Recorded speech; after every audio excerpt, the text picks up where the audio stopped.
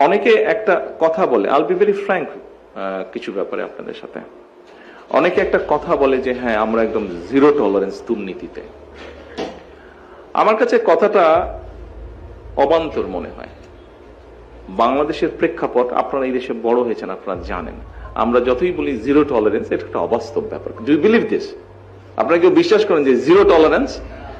আপনারা বিশ্বাস, তো আপনারা যদি বিশ্বাস না করেন আমি কেন বিশ্বাস করবো এটা? বাট আমরা যেটা চেষ্টা করছি এই বিষয়টাকে যতটুকু লাগাম টেনে ধরা যায়। এত বছরের বিষয়টা আমরা 2 মাস 6 মাসে, 1 বছর 2 বছরে পাবো না। এটা একটা হ্যাবিটের বিল।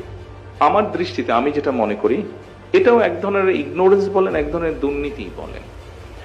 দেখুন, গত কয়েকদিন ধরে সোশ্যাল মিডিয়াতে আমরা দেখছি যে ট্রাফিক আইনের যে বিষয়টি এখন যেহেতু এআই দিয়ে করছে, মানে ওইটা বর্ডার ক্রস করলে অটোমেটিক চলে যাচ্ছে। এটাতে অনেক মানুষ কিন্তু রিয়াক্ট করছে, হ্যাঁ আমি মাত্র একটু করলাম এরকম, তাতেই ফাইন চলে আসলো। সো বিষয়টা হচ্ছে, আপনি যেরকম যদি কক্সবাজারে যান, কক্সবাজারে গিয়ে যারা তাদের সাথে যদি কথা বলেন, টেকনাফে যদি যান, তারা খুব রিয়াক্ট করবে। কারণ সে তার বাবাকে দেখে এসছে গাছ কেটে বিক্রি করতে, তার দাদাকে দেখে এসছে। মানে এটা যে একটা অনৈতিক কাজ, এটা তার মাথার মধ্যেই নেই। এই জন্যই আমি কথাগুলো আপনাদের সামনে তুলে ধরলাম।